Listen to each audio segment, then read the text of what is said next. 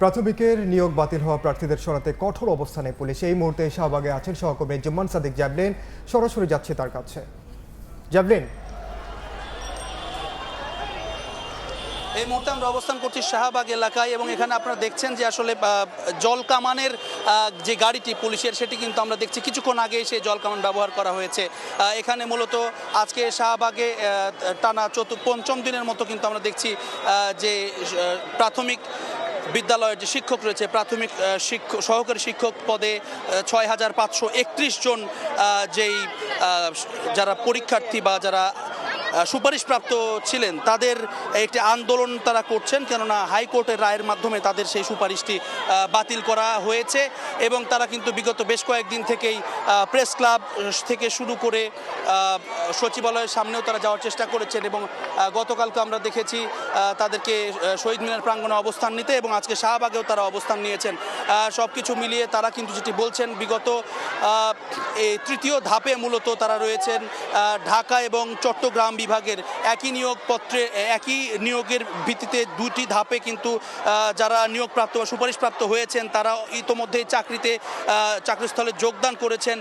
তবে তাদের ক্ষেত্রে এসে সেই যে কোটার ভিত্তিতে যে নিয়োগ প্রক্রিয়া সেটিকে বাতিল করা হয় এবং পরবর্তীতে স্থগিত করা হয় এবং পরবর্তীতে হাইকোর্টের আদেশে সেটি কিন্তু তাদের যে নিয়োগ সেটি বাতিল হয়। এরপর থেকে কিন্তু তারা রাজপথে সরব হয়েছেন এবং আমরা আজকে দেখছি তারা এখানে পৌঁছানোর পরে তারা যে শাহবাগে অবস্থান নিয়েছেন তখন তাদেরকে ছত্রভঙ্গ করার জন্য তাদের উপরে লাঠিচার্জ এবং জল কামান কিন্তু নিক্ষেপ করা হয়েছে। আপনারা দেখছেন এখনও যে এখানে কিন্তু অনেকেই একেবারে জল কামানের কারণে ভিজা শরীরে এখানে অবস্থান করছেন। আমরা একটু তাদের সঙ্গে কথা বলতে চাই।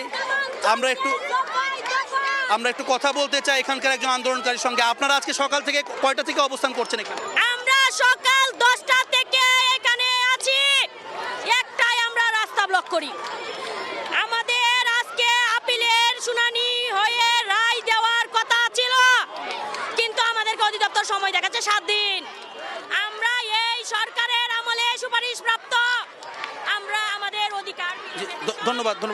আপনারা দেখছিলেন আসলে তারা সকাল 10:30 থেকে তারা এখানে কিন্তু অবস্থান নিয়েছেন এবং দুপুর 1:30টায় তারা যে সড়ক অবরোধ করেন সেটি তারা বলছিলেন এবং তারপর পরেই কিন্তু তাদেরকে সড়ক খুব স্বাভাবিকভাবে এই আশপাশের যেই অত্যন্ত গুরুত্বপূর্ণ একটি মোড় শাহবাগ মোড় এবং বিভিন্ন আন্দোলনের কারণে কিন্তু প্রায়শই এখানে যেই যখন বন্ধ করা হয় তখন সারা শহরে কিন্তু সেই যানজটের একটি প্রভাব দীর্ঘ কয়েক ঘন্টা পর্যন্ত সেটি থেকে যায় এবং এরই ফলশ্রুতিতে আমরা দেখছি আসলে তারা যখনই সড়কটি ব্লক করেছেন বা অবরোধ করেছেন তখন কিন্তু এখানে তাদের উপরে পুলিশের পক্ষ থেকে সরে যাওয়ার কথা বলা হয়, তাদের অনুরোধ করা হয় এবং পরবর্তীতে তারা না সরতে চাইলে আসলে এখানে তাদের উপর জল কামানের প্রয়োগ করা হয়েছে, জল কামান নিক্ষেপ করা হয়েছে, এমনটি কিন্তু আমরা দেখেছি।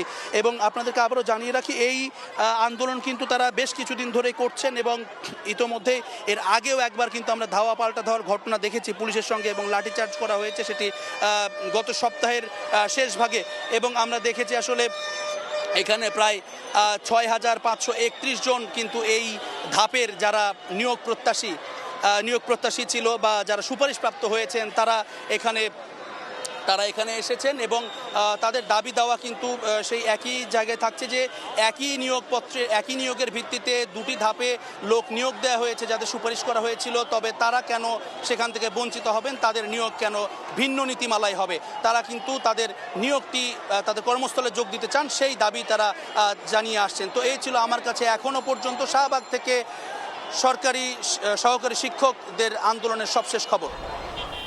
সরাসরি যুক্ত ছিলাম রাজধানীর শাহবাগে।